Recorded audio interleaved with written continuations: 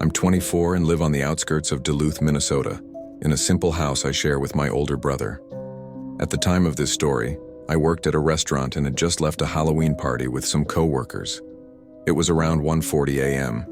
when I started driving home along the rural road that cuts through the northern part of the city. There was a light snowstorm, the kind that doesn't really pile up much but makes the asphalt shine with that thin mist drifting through the headlights.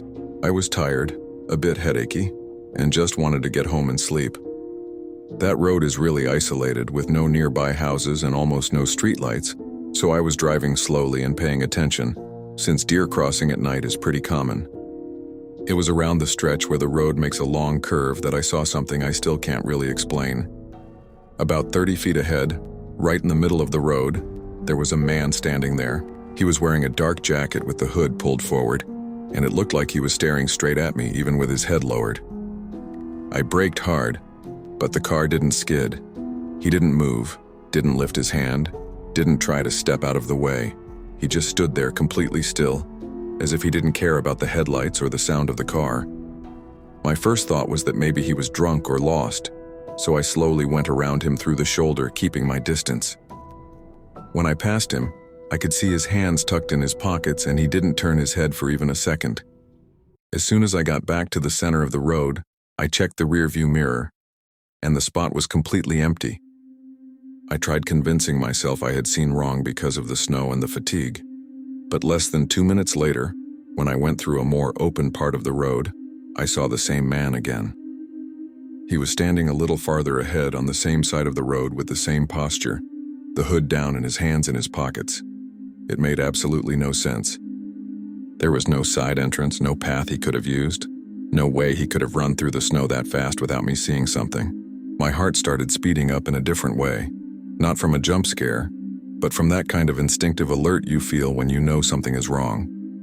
I slowed down, and this time I drove past him a bit faster, keeping my eyes on the headlights. Again, he didn't react. He looked like a statue, exactly the same. I kept driving with my shoulders tense, checking the rearview mirror over and over. The snow was getting a little heavier and making everything quieter, almost muffling the sound of the car. I didn't see anyone else on the road, and the feeling that something was following me started creeping in without me noticing at first. When I got closer to the residential area, where a few houses have backyard lights, I began to relax a little. But then, right at the curve before my street, I saw a figure standing between two trees looking in my direction. The headlights hit only half of the body, but I recognized the same dark hood. He wasn't in the middle of the road this time. He was on the side, like he had stopped there specifically to watch me drive by. When I finally turned onto my street, I realized I was breathing fast without meaning to. It's a short street, with a few houses and those older streetlights that cast a weak, yellowish glow. I parked in the driveway and stayed there for a few seconds, trying to convince myself I was overreacting. My street was completely empty, no cars passing, no one walking. I turned off the engine and listened to the ticking of the cooling motor and the sound of snow landing on the hood. When I opened the door, the cold air hit my face and I pulled my jacket tight. Still, before stepping out completely, I looked at the street again just in case. That's when I saw the footprints. Fresh tracks crossed the yard, from the empty lot next door all the way to the side of my house. And they weren't mine. I had arrived through the driveway, and these came from the opposite direction. I stood at the entrance for a few seconds, just gathering the courage to step out of the car. I walked slowly toward the side door of the house, trying not to look directly at the yard, but the feeling of someone standing in the darkness was so strong it felt physical, like a weight on my back. When I turned to check the street one last time, I saw a silhouette standing exactly at the point where the streetlight ended. The same dark hood, the same rigid posture. He wasn't walking, wasn't moving toward me. He was just there, as if he had been watching me the entire time. I can't explain it, but his posture made it feel like he knew where I lived all along and had only been waiting for me to get there. I rushed inside, locked the door, and watched through the kitchen window until the figure faded into the darkness without leaving any trace. After the figure disappeared, I stood in the kitchen for a few minutes, unable to move. The indoor light reflected off the window glass, and I tried to catch any movement outside, but all I could see was my own trembling reflection. I grabbed my phone to call my brother, even knowing he wouldn't answer because he works overnight shifts. I thought about calling the police, but what would I even say? A man stood staring at me on the road and then appeared under the streetlight on my street. Even I couldn't explain how it had all happened so fast. The snowstorm was getting stronger, and the rational part of me tried saying I might have confused shadows or seen someone different and mistaken him for the same man. But when I looked again at the footprints in the yard, I noticed they were deep, defined, and far too recent to be a coincidence. I decided to look through the living room window that faces the yard. I turned off the lights to avoid reflections and approached slowly, resting my hand on the windowsill. The yard was almost entirely white from the snow, but the footprints were still perfectly visible, going from the vacant lot straight to the side of the house, directly toward my bedroom window. What made me even more nervous was that where the footprints ended, the snow was disturbed, like someone had stayed there for quite a while. I tried figuring out if an animal or the wind could have caused that, but it made no sense. It was the same kind of mark you get when a person stands in one place too long, shifting their weight slightly. My whole body tensed when I realized that. I went upstairs to my bedroom because the thought of staying on the ground floor was making me more nervous than I wanted to admit. The whole house was quiet, just the faint sound of wind against the windows. When I reached the top of the stairs, I noticed the hallway light was dimmer than usual. Maybe because of the storm affecting the power, I wasn't sure, but it put me on edge. I went straight to my bedroom window and pulled the curtain slowly, just to check whether the footprints were still there or if I'd imagined them. They were still there. But now I noticed something I hadn't seen before. Some of the prints were deeper, as if they had been made by someone heavier, or someone pressing down harder than normal. I stood there trying to breathe slowly, with that horrible feeling that whatever it was might still be nearby. After a few seconds staring outside, I decided to lock my bedroom door, even though it wouldn't change much if someone really tried to come in. I sat on the edge of the bed and just listened. There were no sounds coming from the house, but the silence was so heavy it felt like I could hear my own pulse. I thought about calling the police without knowing what to say, but something in me insisted on waiting a few minutes to see if the footprints stayed there. I grabbed my phone and opened the security camera app for the front entrance just to feel safer. The image had snow drifting across the lens, but I could see the streetlight in the background, lighting part of the yard. When I looked more carefully, I noticed what seemed like movement near the line where the light ended. Nothing clear, just a subtle shift in the shadow, as if someone had stepped back. I stared at the screen for a while, trying to figure out whether it was just snow building up or something actually there. The camera zoom wasn't very helpful, but the more I looked, the more it felt like there was a silhouette standing exactly at the edge of the light. I couldn't see a face, clothes, or anything defined, just a shape that didn't look as still as a tree or a post. It looked slightly leaning forward. I closed the curtain because my stomach turned instantly. I didn't know if I was overreacting because of the entire night, but the idea of continuing to look outside made me feel nauseous, like my body was warning me not to confirm what I was seeing. I sat on the bed again, trying to focus on the feel of the mattress and my breathing. But every time I closed my eyes, it was like I could still see that shape standing at the edge of the light. Then I heard a noise from downstairs, a sharp crack like wood hitting wood. The house is old and makes normal sounds sometimes, but this one was different, short and direct, like someone had touched the stair railing or kicked the front door. I froze completely, listening to every second that passed. No other sound followed, which made me even more anxious because when fear goes quiet, you have no idea where it will come from. My first instinct was to grab my keys and run to the car to get out of there, but the thought of going down the stairs and past the front door made me freeze. I sat in the dark for a few minutes, trying to hear anything that would tell me whether the noise had come from inside or outside the house. The sound had been too clear to be just wood expansion or something like that. I started wondering if I had left a window slightly open or if a branch had hit something, but the strange part was that the creak seemed to come from downstairs, not from the front of the house. I grabbed my phone and opened the garage camera app again, just to see if the image had changed. The silhouette was still there, the same way, in the same position, as if it hadn't even breathed in the meantime. It was the first time that night I really considered calling the police, even knowing that all I had was basically Someone standing in my yard. Still, everything in me said something was way too wrong. When I finally worked up the courage to go down half the stairs, I stopped on the middle step just to test if I could hear any movement coming from the door. Nothing. No sound, no vibration, no scratching, nothing. And that total absence of noise made everything worse. Before going down another step, I decided to take a quick look through the side window in the living room, the one that faces the space between the house and the garage. I lifted the blinds just a tiny bit, enough to see the yard light. The light was still on, normal, but now I couldn't see any shape standing there. For a second, that calmed me down, until I noticed the snow was marked with a line of fresh footprints coming from the street and stopping right at the corner of the garage, exactly where the silhouette had been before disappearing from the camera. I stood still for a few seconds, still holding the blinds with 2 fingers, trying to understand the direction of the footprints. There was no continuation beyond that point. It was as if the person had stopped there and stayed facing the house for a long time. The snow around it was untouched, with no other steps leading in or out. That made me even more nervous because anyone walking down the street would leave a full trail, and there wasn't one. I went back into the hallway slowly, making no noise because I started feeling that horrible sensation of not being able to tell where the danger was coming from. I grabbed my phone again, opened the living room's indoor camera, and nothing looked unusual, but my entire body was tense, like I was about to see something move. I finally decided to call the police, but before I even dialed the number, I heard another creak, louder, coming from the direction of the back door. That sound made me freeze. My first reaction was to try rationalizing.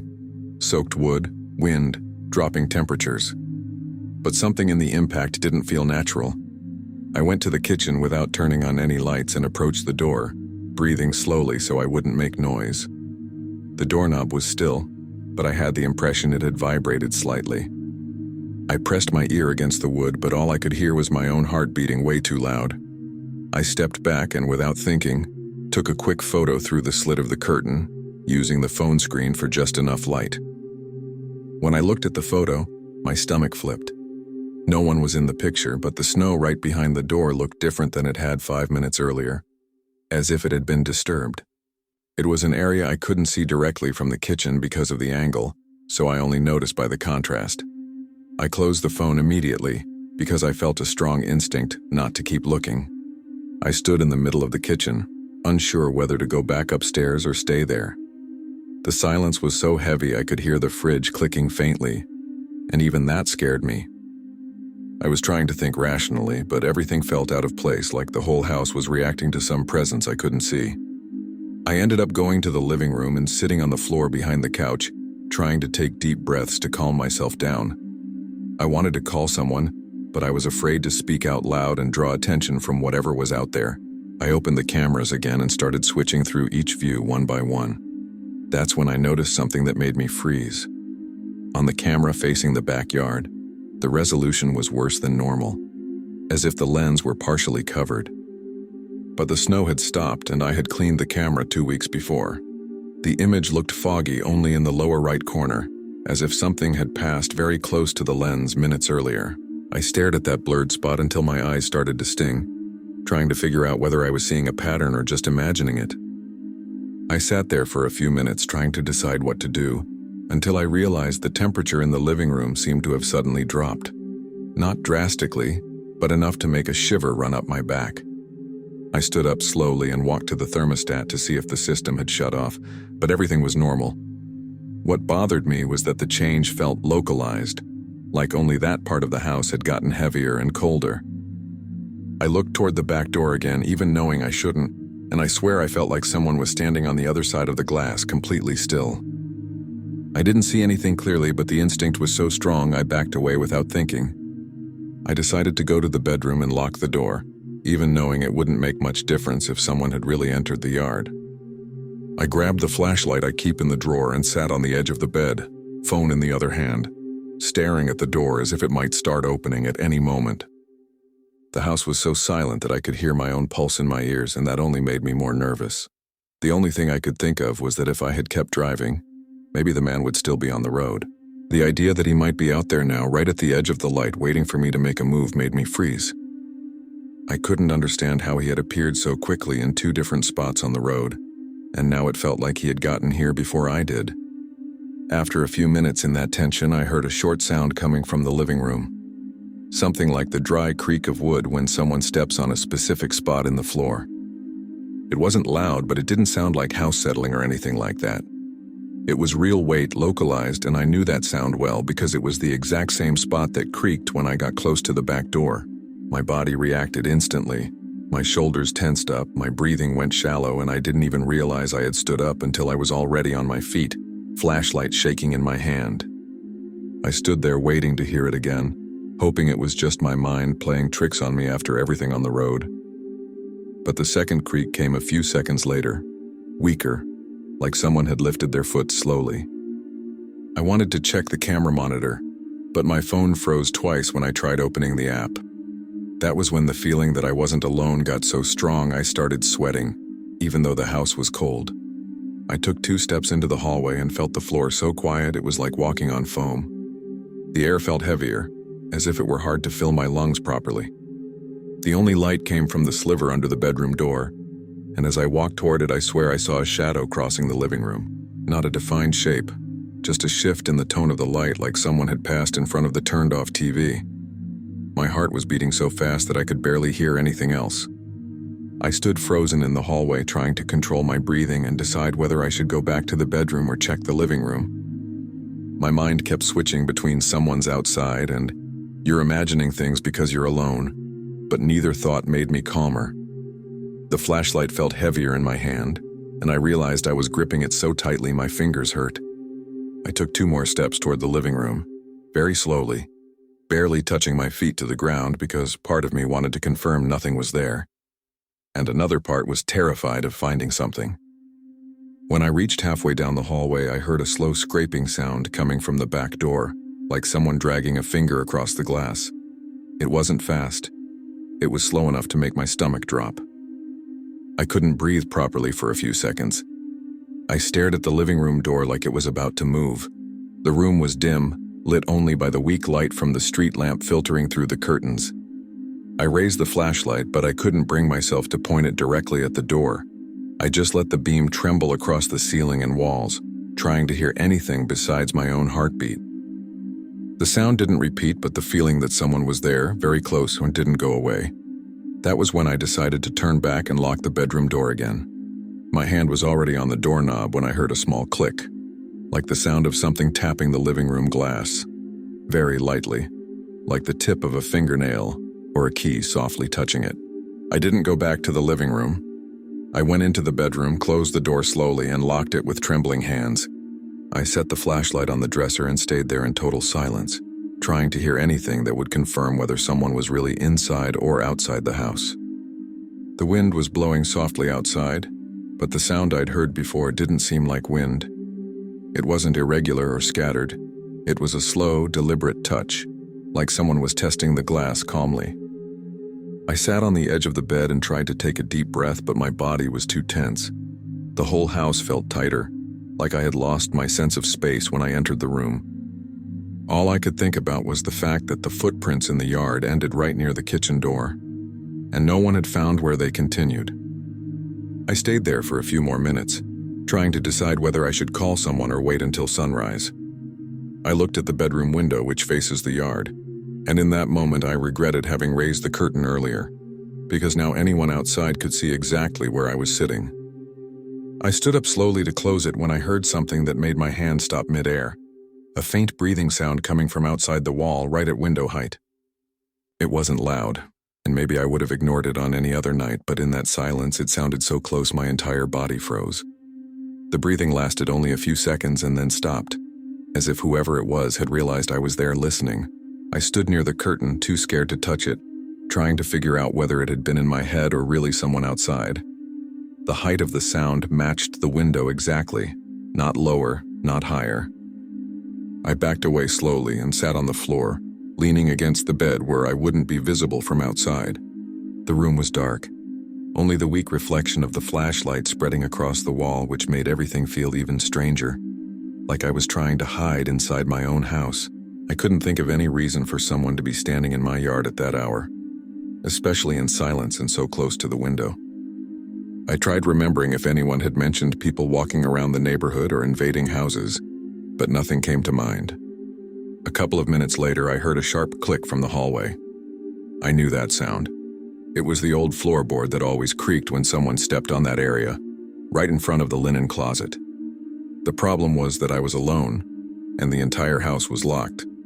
My hands immediately started sweating. I tried listening for footsteps afterward, but nothing came. It was a single creak, like weight had been placed there for just 1 second and then removed. I sat there completely still, feeling my pulse in my neck. The only thing I could think was, if someone is outside and someone, or something, is inside, I have no idea which side is worse. I waited a few more minutes before gathering the courage to stand up and go to the hallway light switch. The house was so quiet, it felt like I'd hear any breath that wasn't mine. When I turned the light on, the hallway was empty, exactly as it should be. I looked at the floor where I'd heard the creak, pressed it lightly with my foot, and the board really did bend a bit, just like it always did. But nothing explained why it had creaked on its own at that moment. I searched the entire house, kitchen, bathroom, living room, even the closet where I keep old stuff, and nothing was out of place. The only difference was the strange feeling that someone had been there, even though everything looked the same. When I finally decided to look through the kitchen window again, it was almost dawn. The street lamp was off and I could see the entire yard better. That's when I noticed the footprints.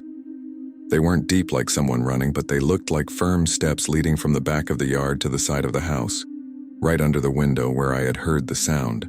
And what scared me the most was that there were no footprints going back. I stood there for a long time, trying to convince myself that maybe they were old, but the grass was still pressed down and damp, as if someone had walked there just a few hours earlier.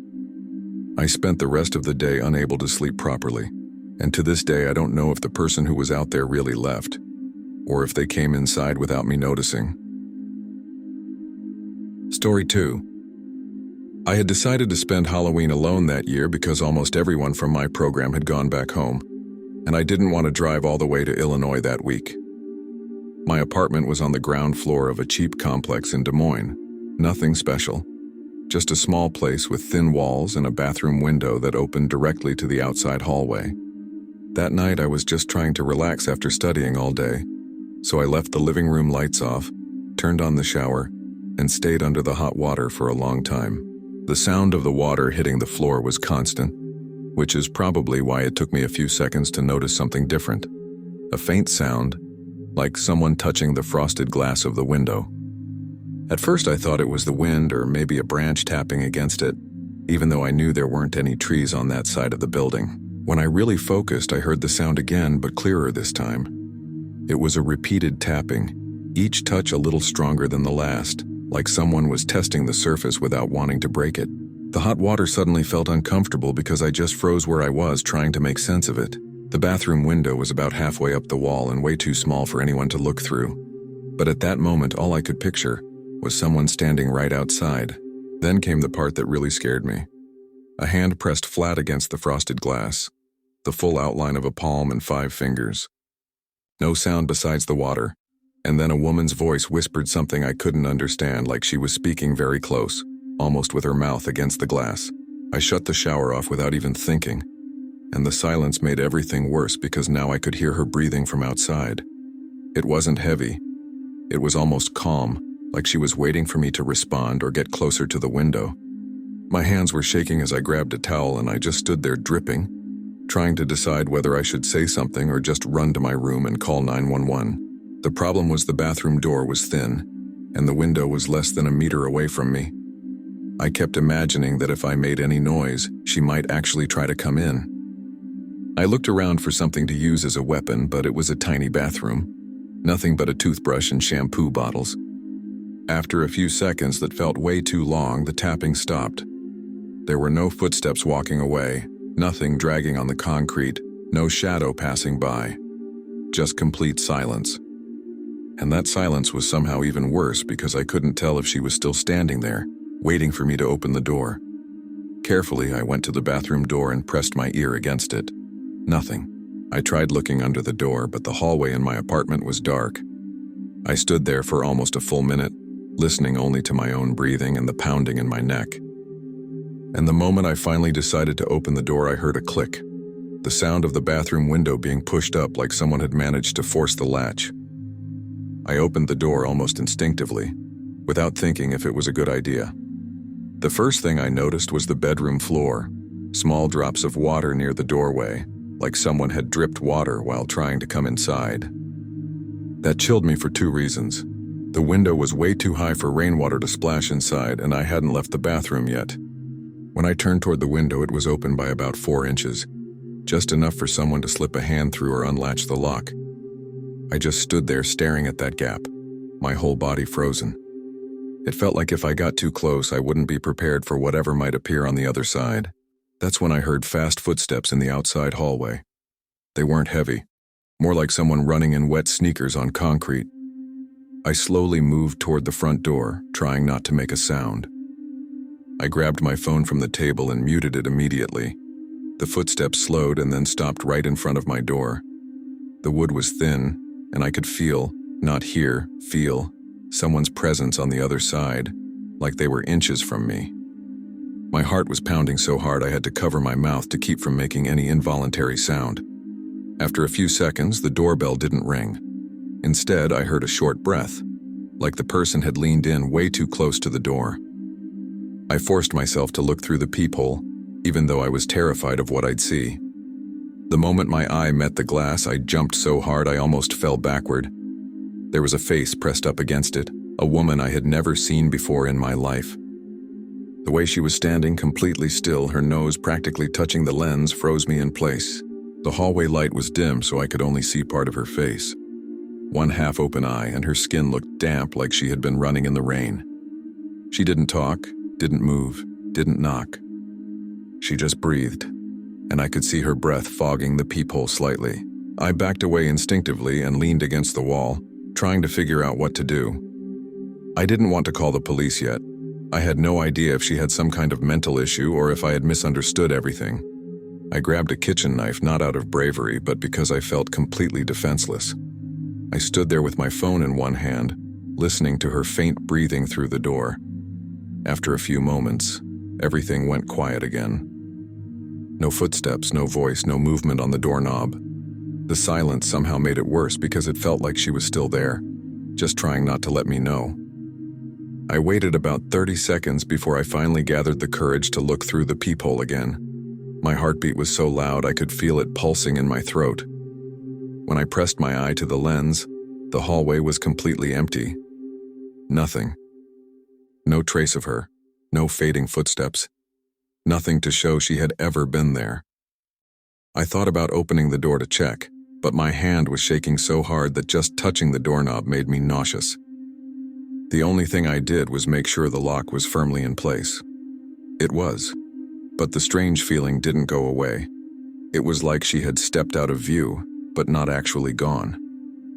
I went back to the bathroom to try to understand what had happened, and that's when I got even more anxious. The window was open about 3 fingers width, and the internal latch was pushed downward, like someone had forced it hard. On the tile floor there were drops of water that weren't mine. I had already dried off by then. I kept picturing her pressing her face against the frosted glass while I was in there, naked, oblivious under the shower. The feeling I got looking at that half-open window was that she didn't give up. She only tried the door after realizing she couldn't get in through there. I walked out of the bathroom slowly, turning off lights as I went because I was afraid any reflection might reveal someone behind me. The apartment was small, so there weren't many places for someone to hide, but I still checked everything. Behind the couch, inside the closet, under the bed. Nothing. What made everything worse was the silence outside. Usually, even late at night, you hear people coming home from late shifts, cars in the parking lot, something. That night, nothing. It felt like the whole building was holding its breath. I stood in the middle of the living room for a few minutes, trying to decide if I should call the police or the building security guard. But I felt stupid. What would I say? A woman tried to get into my bathroom and then stared at me through the peephole. I tried convincing myself she had gone home, that maybe it was someone drunk from the common area who mixed up the apartments. But then I remembered the voice. That ruined everything. Because it wasn't confused or loud. It was low, dragging, like she was so close her mouth was nearly touching the glass. And what bothered me the most was that I couldn't make out the words, but I could tell she was speaking to me. It didn't sound like someone asking for help or asking to come in. It sounded like she was testing whether I could hear her. That part made me feel like she knew exactly that I was there. I realized I needed to check the hallway again just to be sure she was gone. I approached the door slowly, my heart pounding. I stood still for a few seconds, listening. Nothing. Then I looked through the peephole. The hallway was empty, but something felt off. It took me a few seconds to notice what it was. The hallway rug, the one always lined up perfectly with the door across from mine, was bent, like someone had run past and stepped on it sideways. I looked up and down the hallway, trying to see if there was any movement. The silence gave me this awful feeling that I was being watched, but from nowhere. When I pulled back from the peephole, I remember feeling this physical sensation, almost like a buzz along my spine, like something was standing behind me. But when I turned around, all I saw was my dark apartment. I decided to lock everything again and pulled the chain across the door hard, just to be certain. Then I closed all the blinds and sat on the couch with my phone in hand, unsure whether to call anyone. I tried convincing myself it would pass, that I just needed to wait until morning. But the worst part was when I started hearing footsteps outside again. Not running this time. Slow, calm steps, like someone was pacing up and down the hallway. I couldn't tell exactly where because the sound echoed. Each time they came back toward my door, they stopped a little longer before moving away again. This went on for at least 5 minutes until the footsteps stopped directly in front of my apartment. I stared at the door without blinking, waiting for the doorknob to turn again, but nothing happened. I stayed frozen for a couple of minutes, listening only to my own heartbeat in the silence. When I finally managed to look through the peephole again, I saw nothing but an empty hallway. But as soon as I stepped back, I heard a quick tap on the living room window, like someone had flicked the glass with a finger. I froze. The window was just a few steps away and I knew the curtain was half open. The feeling that someone was watching me hit so hard that my hands started sweating. I stood in the middle of the room trying to breathe slowly, then yanked the curtain open all at once, like ripping off a bandage. No one was outside. Just the dark courtyard lit by the building's lamppost. But there was something that hadn't been there before. Fingerprints on the glass. 3 faint marks like someone had pressed their hand there gently. I stayed awake the entire night, sitting on the couch staring at the door and window waiting to hear footsteps again. When daylight finally came, I managed to open the door and check the hallway. Nothing, no sign of anyone. I left for work trying to act normal, but when I came back later that day, I found something that froze me. The bathroom window was closed, but the latch, which I had locked from the inside, was lifted again. I didn't have the courage to spend another night there. I moved out 2 weeks later and never heard anything about a woman wandering around the complex. But to this day, whenever I'm taking a shower and hear any sound near a window, my whole body tenses up the same way.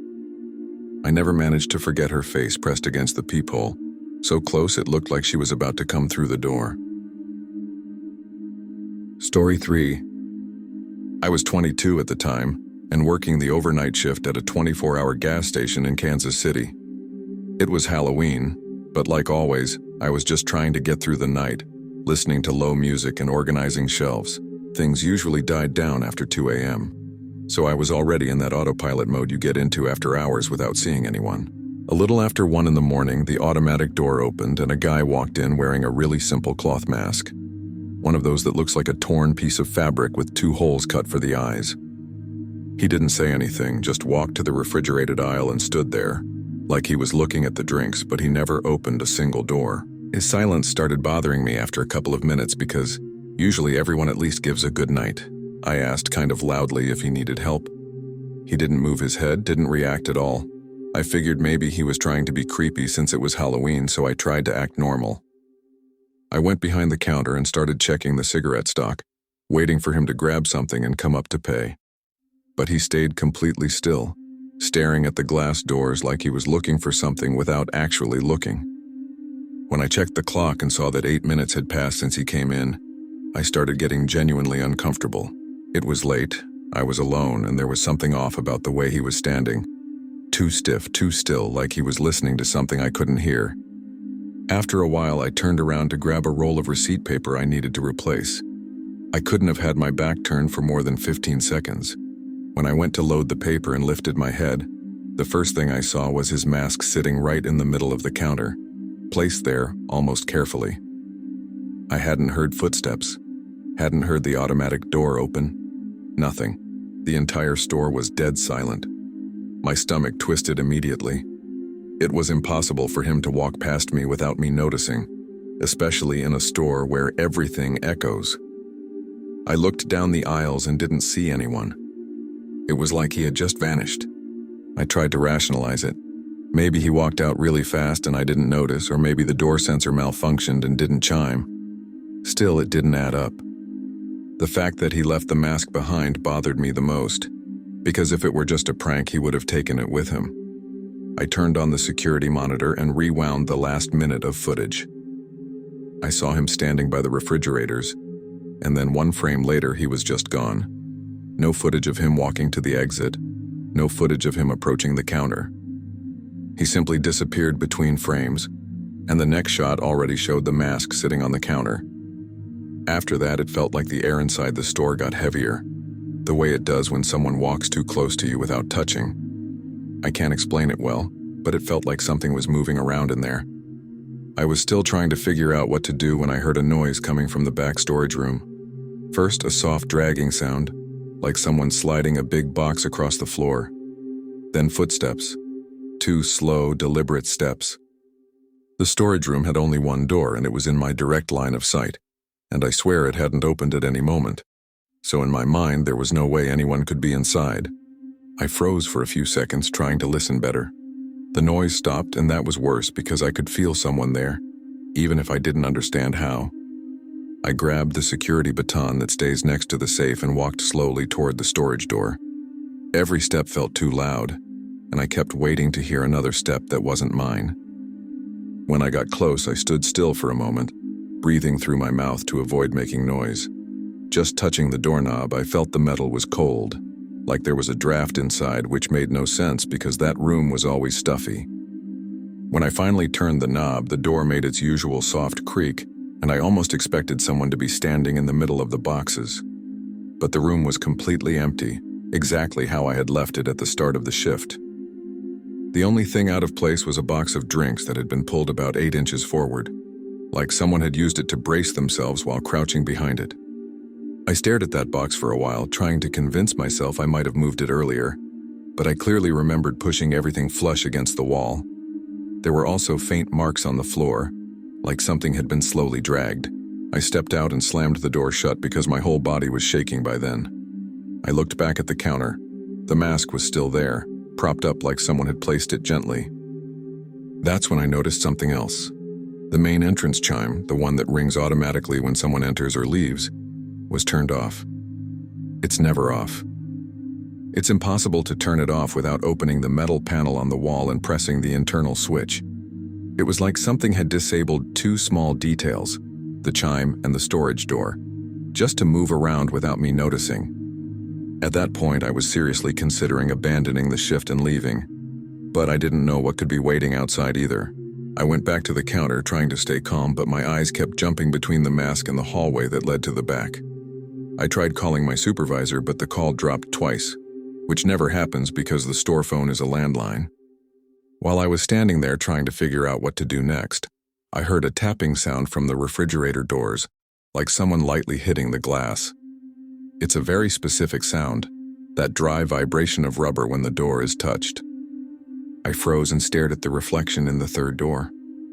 For a split second, I thought I saw something move in the reflection, like someone passing too fast down the aisle to actually be seen.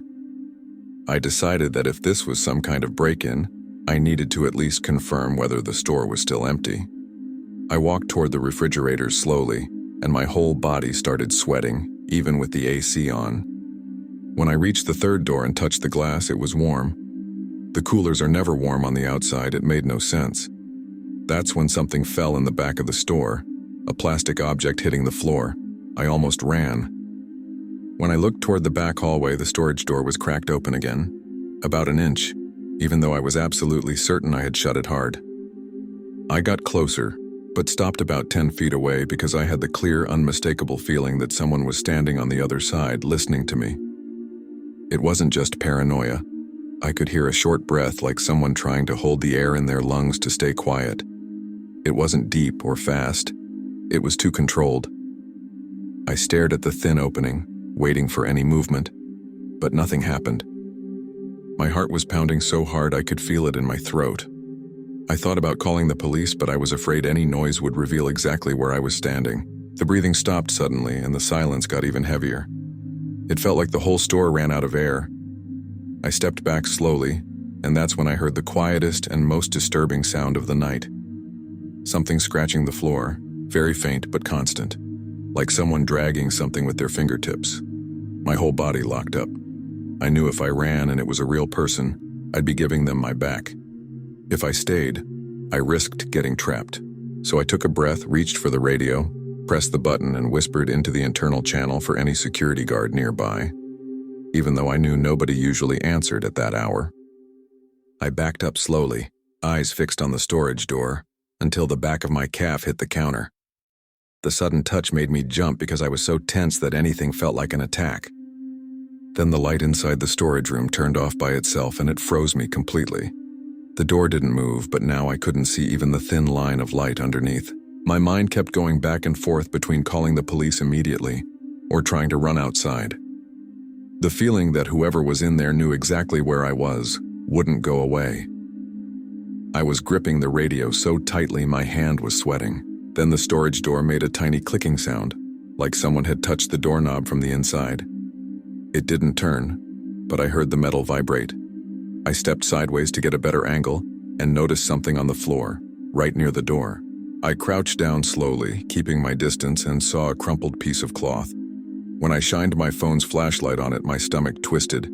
It was the same mask I had seen on the counter minutes earlier. The same fold, the same crooked stitch on the corner. It made no sense for it to be there. I hadn't heard the door open. I hadn't heard anyone in the hallway. The mask was just there, like someone had placed it deliberately for me to find. I didn't want to get close to that door again, so I backed away toward the front of the store, keeping my eyes locked on the mask on the floor. I was absolutely certain it had been on the counter minutes before, because I remembered accidentally bumping a pen into it when I closed the drawer. The idea that someone had moved past me without making a sound messed with me in a way I can't describe. The store was too quiet, so quiet I could hear my own pulse in my ear. The rain outside sounded distant, like it was being muffled.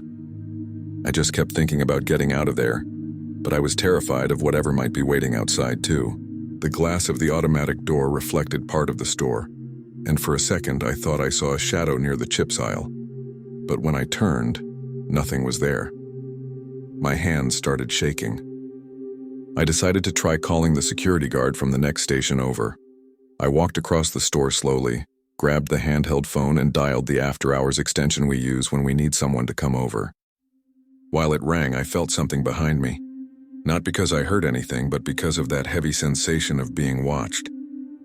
The phone rang 3 times and went to voicemail, which never happens. On the 4th try, I heard a sound coming from the storage room. Not footsteps, not a knock. It was like something metallic scraping across the floor. Slow, then suddenly stopping. The phone slipped out of my hand and hit the counter. My first instinct was to run to the door, but it didn't open right away. The sensor seemed stuck. I stood there frozen, staring at my own reflection in the glass, trying to steady my breathing. When the door finally slid open, I practically jumped outside, looking in both directions of the parking lot. No one. But when I turned to look back into the store from outside, I saw the storage door slowly cracked open again, as if it had been pushed at that exact moment. Story 4. I live in Albany, New York, and I usually walk home from work when the weather is nice. My route goes through a residential park, a pretty quiet one, with a walking path that cuts straight to the parking lot where I leave my car. I've been taking this same path for years, so I normally don't feel tense, even when it's already getting dark. On Halloween night, I had left work later than usual. I was tired, had a headache, and just wanted to get home as fast as possible. The houses around the park were decorated, and the place was almost empty, which I thought was normal since most people were probably in the busier areas with their kids. As I entered the trail, I noticed a guy walking a few meters behind me.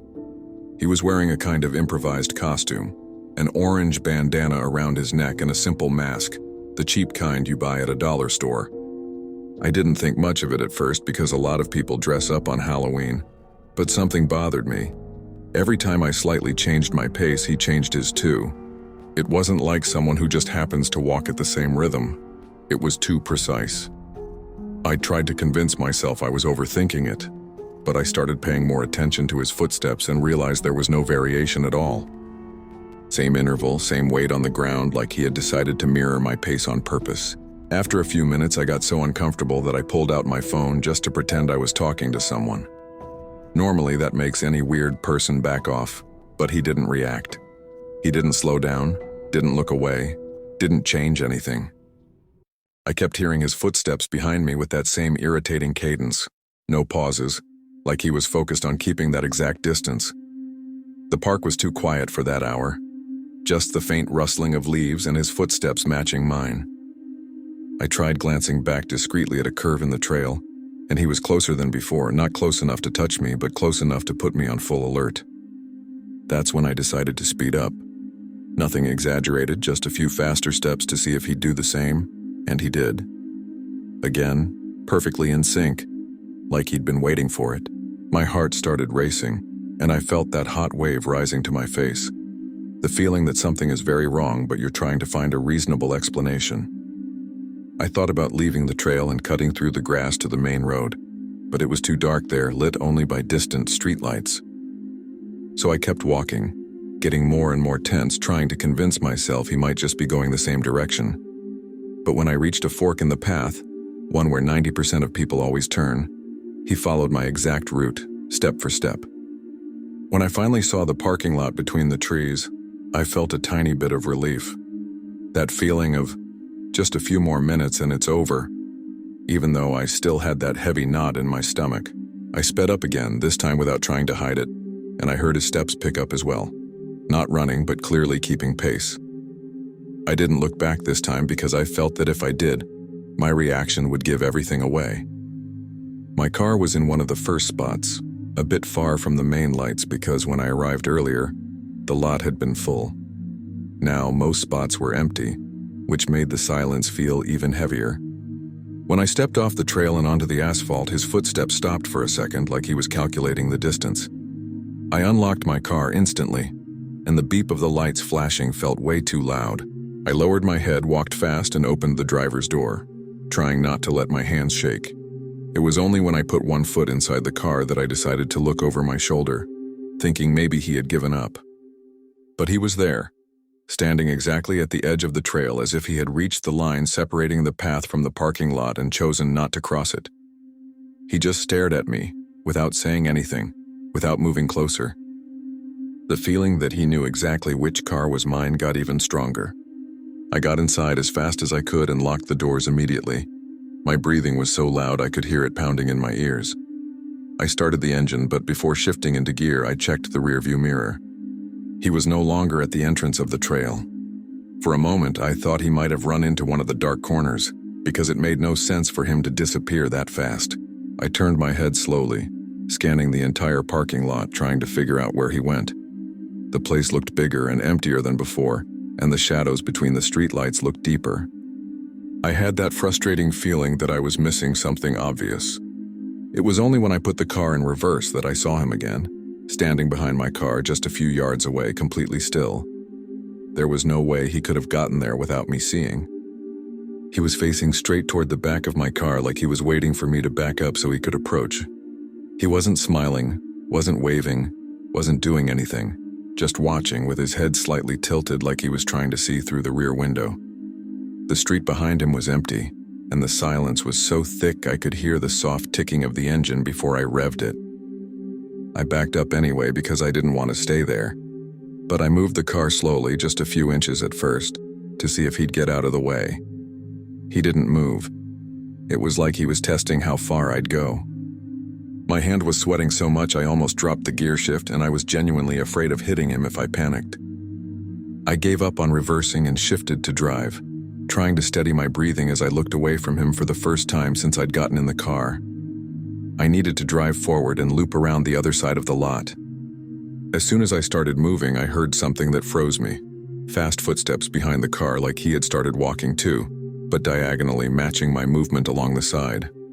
I checked the side mirror and saw him again, now standing between two empty spaces watching me pass. The feeling that he was guiding me, or that he knew exactly where I'd look, felt even stronger.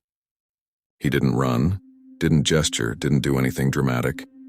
He just changed positions at the exact moments I wasn't looking. When I finally reached the exit of the parking lot, I turned toward the main avenue and felt my whole body relax for a second, like the distance alone was some kind of shield. But before accelerating for real, I checked the mirror again, and I swear I saw him standing at the entrance of the park, completely still, facing the direction my car was heading. I drove to my apartment with my stomach twisted, checking all the mirrors constantly. Every pair of headlights behind me made me hold my breath, thinking he had somehow managed to follow me. Only when I pulled into my building's garage and the door started closing, did my legs finally start shaking. I sat inside the car for a few minutes before gathering the courage to go up. When I reached my floor, still feeling him behind me, I went straight to the living room window that faces the building's parking lot. I didn't expect to see anything, but I looked anyway, scanning the space between the streetlights and car shadows. Everything was empty, everything was normal, but that normal felt wrong, forced. Before going to bed, I got a notification from the running app I use at the park on weekends. Just a standard reminder, but the message said, "You left the parking lot very quickly today. Would you like to record your route?" I hadn't used the app that day. When I opened it to check if it was a bug, the map showed an incomplete route starting exactly where I had parked, with a red marker behind my car, as if someone had started a run right there. I closed the app instantly. The next day, I took a different route to work, and I still haven't had the courage to go back to that park alone. Story 5. I was 33 at the time, driving back home after visiting a friend in Reno. It was a long trip, and the rain got so heavy that I started having trouble seeing the road, so I pulled into the first cheap motel I found. It was one of those old motels with a half-flickering neon sign and rooms lined up in a U-shape. I was too tired to look for another place, so I grabbed the key at the front desk and headed straight to the room. I spent about 20 minutes just trying to relax, listening to the rain pounding against the metal roof. Nothing unusual was happening, just that uncomfortable kind of silence old motels have during storms. But something felt off, like the room was too stuffy, even with the AC running. I must have fallen asleep around 11:30, because the next thing I remember was waking up to a loud knock at the door. It wasn't a normal knock. It sounded like someone hitting the door with the side of their fist, like they were in a hurry. I opened my eyes immediately, not recognizing where I was for a few seconds. The rain was still coming down hard outside, but I could clearly hear a voice saying, "Hey, open up. I need to talk to you right now." The voice was male, kind of raspy, and there was something about it that confused me. It sounded familiar somehow, but at the same time I couldn't match it to anyone I knew. I sat on the bed, trying to make sense of why someone would want to talk to me at 2 in the morning. I froze for a few seconds, unsure if I should answer. Part of me hoped it was just a motel employee warning me about something, but the voice didn't match the clerk who gave me the key. I asked, still sitting on the bed, who it was and what he wanted.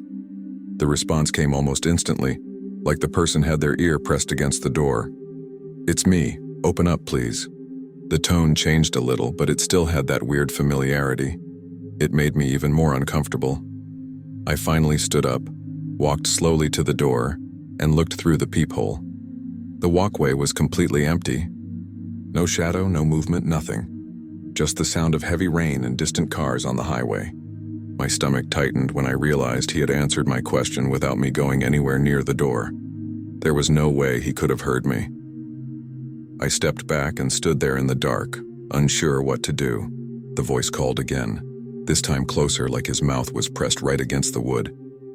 "I need to talk to you. Now." It didn't sound aggressive, but there was a strange insistence to it, something forceful.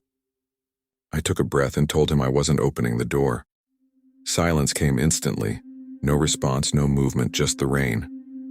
For a few moments, I honestly thought he had gone away. Then I heard another sound. But this time, it came from inside the room.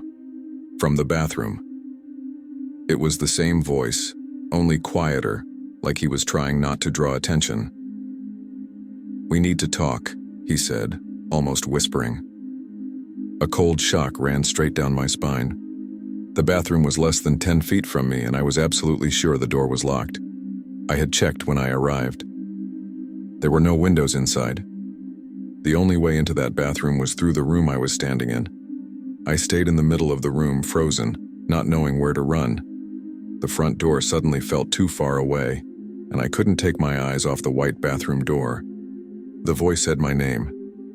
This time clearly, like he was speaking inside a small booth with his mouth way too close to some hard surface.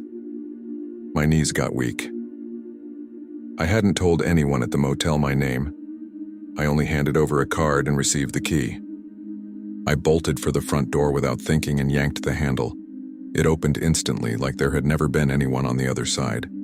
I stepped into the walkway and slammed the door behind me, almost breaking the lock from nerves. The walkway was completely empty. I hurried toward the front desk, feeling my hands shaking. The clerk saw how pale I was and asked what happened, but before I could answer, a loud door slam echoed through the corridor I had just walked through. The clerk stepped out from behind the counter to check the hallway with me.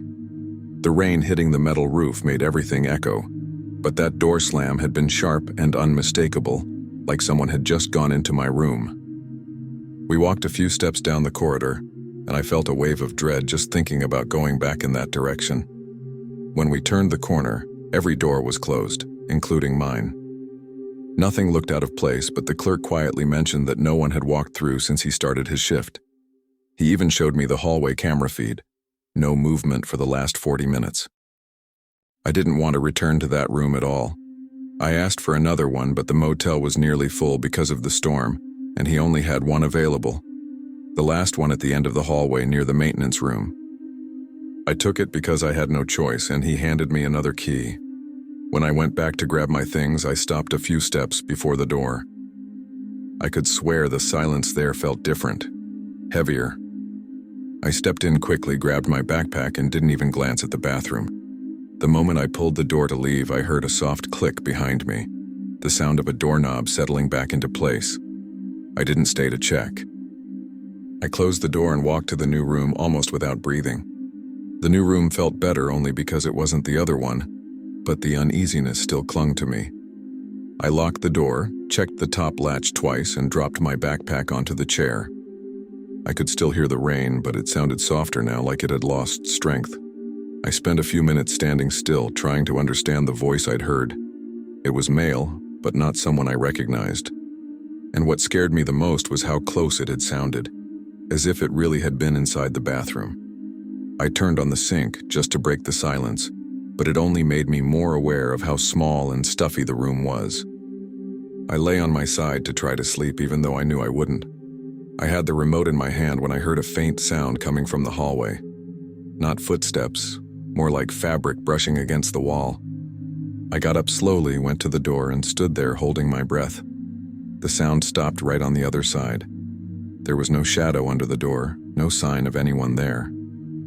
Even so, the doorknob vibrated slightly, like someone was brushing it with their fingertips. I stepped back, eyes fixed on the knob. It didn't turn, but it kept trembling for about 2 seconds, like whoever was out there was deciding whether or not to try opening it. When the movement stopped, the silence that followed felt even heavier. A cold wave crawled up my back, not like a draft, but from inside, like my body knew something was wrong. I waited about 30 seconds, completely still, and then decided to look through the peephole again. The hallway was completely empty, lit only by a weak fluorescent tube on the ceiling. Nothing moved, but I noticed something new. The small rug in front of my room was slightly crooked, like someone had dragged their foot while stopping there. I locked the extra latch, pushed my backpack against the door, and sat on the edge of the bed. The rain started getting louder again, and for a moment I felt a little safer, like the noise drowned everything else out. Until I heard a sharp click coming from the bathroom. It wasn't a pipe sound or plastic shifting. It sounded like the floor being pressed, like someone taking a careful step inside.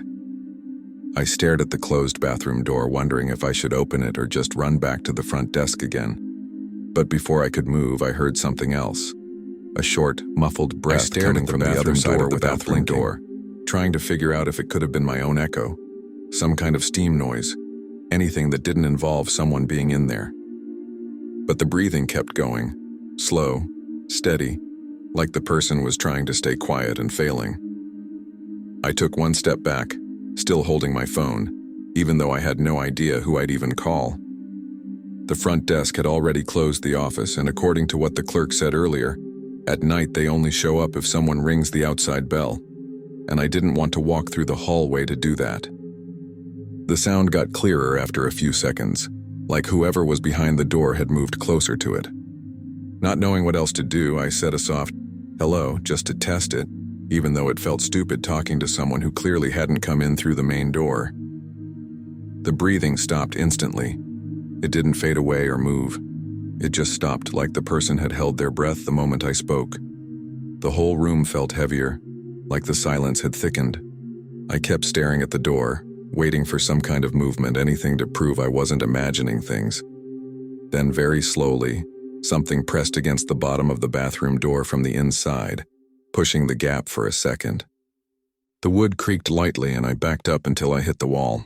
I tried turning on the phone speaker to record whatever was happening, but my hands were shaking so badly that I dropped the phone onto the carpet. The moment it hit the floor, I heard a soft sound coming from the bathroom. Not a voice, not breathing. It sounded like fabric brushing against tile, like someone shifting their position and leaning a shoulder or clothing against the wall. That made me even more nervous because it only made sense if there really was someone inside, but the door had never opened. The sound lasted just a moment, but it was enough for me to know I wasn't imagining anything. I started thinking about running out of the room, but the wind outside was so strong that the exterior door was shaking, and I was afraid of opening it and finding someone waiting in the hallway.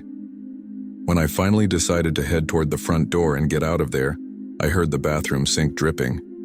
I was certain I hadn't used it since before lying down. The sound was uneven, like the faucet was being lightly moved. I took 3 slow steps back, trying to stay as quiet as possible, and stopped beside the bed with my eyes locked on the closed bathroom door.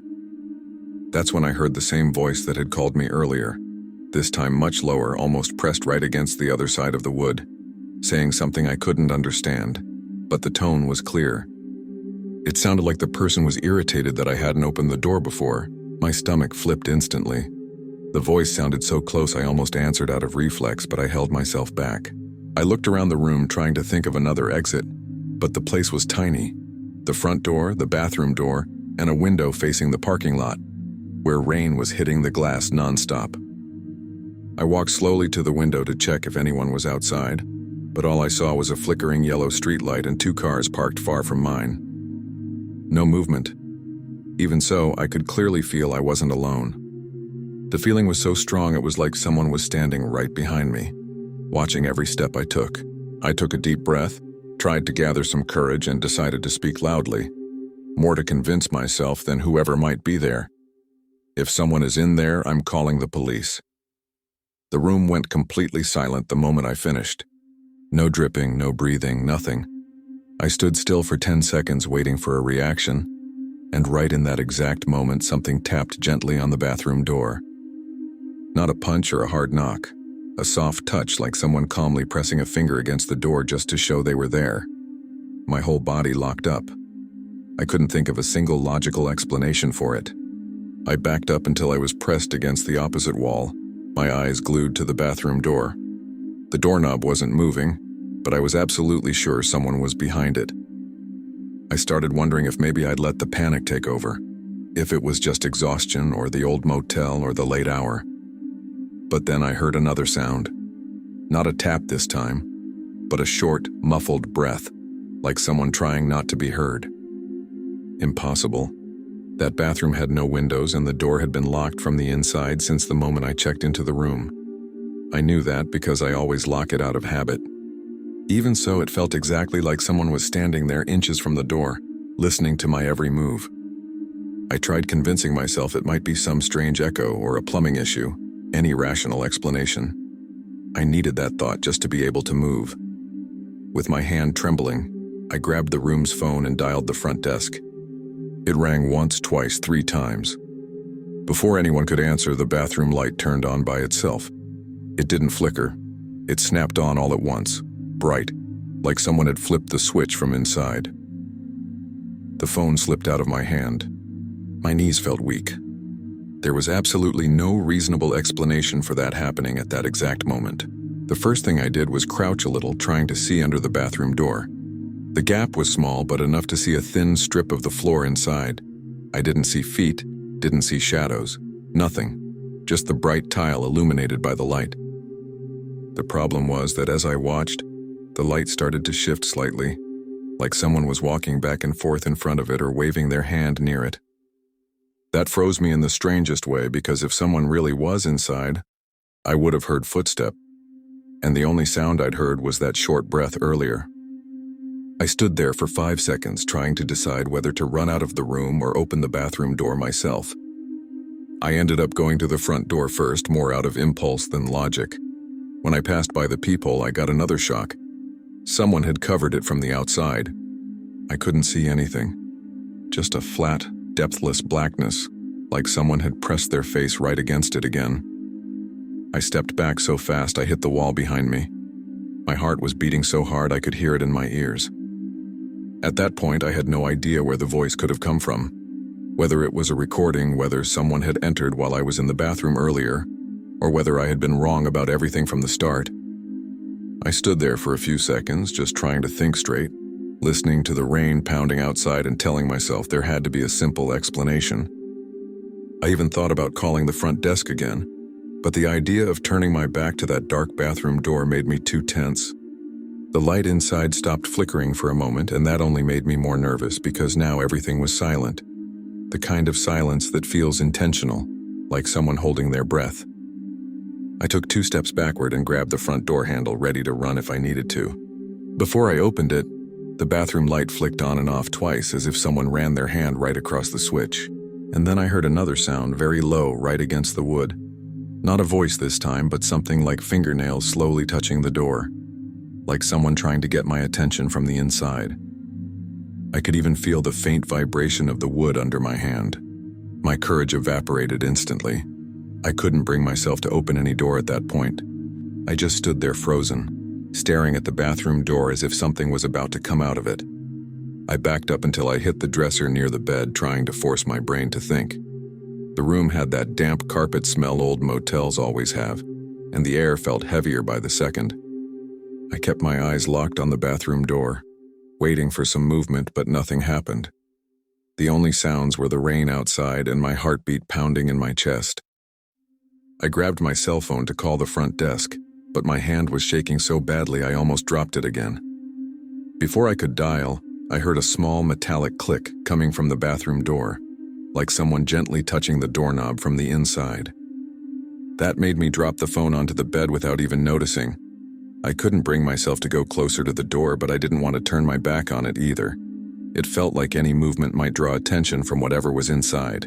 The bathroom light shut off again, and a second later, it turned on at full brightness, illuminating for a split second a shadow positioned directly behind the door, tall enough to block part of the light. I took a step back immediately, my whole body cold. I tried to breathe, but it felt like the air wouldn't come in. All I could think was, I need to get out of here. Now. I grabbed my car keys from my backpack without even looking, just feeling around until I touched the metal keychain. The idea of opening the motel room door terrified me, but staying there, just a few feet from that bathroom, was worse. Before leaving, I checked through the peephole quickly. The hallway was completely empty, with a dim yellow light flickering near the ice machine. I opened the door just enough to slip through and quietly shut it behind me. The moment it latched, I heard another click from inside, like something had finally moved the doorknob. I didn't stay long enough to think about it. I headed straight for the exterior stairs, almost running. When I reached the parking lot, the rain was still pounding hard, muffling my footsteps. My car was 2 spaces ahead, partially covered by a tree shaking in the wind. As I ran toward it, I felt that awful sensation of being watched, not from nearby, but from somewhere higher up. I looked quickly toward the second floor of the motel and saw one of the curtains in my old room shift slightly, like someone had passed right in front of the window. My hands were so cold I struggled to get the key into the door. When I finally got inside, I locked everything instantly and sat there for a few seconds, breathing fast, feeling the steering wheel slick from the rain on my hands. I started the car with my hand still shaking, and the sound of the engine gave me a small sense of safety, like whatever had been happening in that room was staying behind me now. Before shifting into reverse, I looked at the rearview mirror out of reflex and regretted it immediately. My room door was open, just slightly, like someone had been watching me run to my car. There was no one in the hallway, but the room light was on, even though I had turned it off before leaving. My stomach flipped again. I pulled out of the lot slowly, trying not to look at the building anymore. When I reached the exit, the motel gate was half open, held by a loose chain like someone had messed with it moments before. I drove a few hundred feet down the road before pulling over to try to breathe properly. The rain was shaking the windshield, but even through that I heard a soft noise coming from the back seat, like fabric slowly sinking in, the same sound I'd heard earlier in the motel room. I turned my head slowly, terrified of what I'd see, but there was nothing there. Still, the indentation on the upholstery looked deeper than when I first got in. At that point, all I wanted was to get anywhere with people awake. I drove straight to a 24-hour gas station about 10 minutes away. The place was well lit, with 2 cars parked out front, which calmed me a little. I parked by the pump and spent a few seconds deciding whether to get out or stay inside. The feeling about the backseat was still lingering, like some weight was there even if I couldn't see it. I grabbed my phone and opened the front camera just to make sure nobody was behind me. The image showed an empty seat, nothing out of place, but I still had that tight feeling in my chest, like something was nearby. After a few minutes at the gas station, catching my breath and trying to process what had happened in that motel, I decided to get back on the road and drive until morning. As I was leaving the lot, I checked the mirror one last time. The rear window was starting to fog up from the inside, like someone had breathed on it recently. I don't know if it was the rain, the warm cabin air, or just my messed up nerves, but I didn't stay to find out. Since that night, I've never stopped at a cheap motel again when traveling alone, and I never ignore a strange sound coming from a bathroom.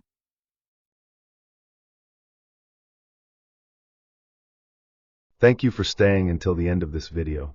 It's amazing to have you here accompanying me until the end of the stories. If you liked it, leave your comment telling what was the story that moved you the most.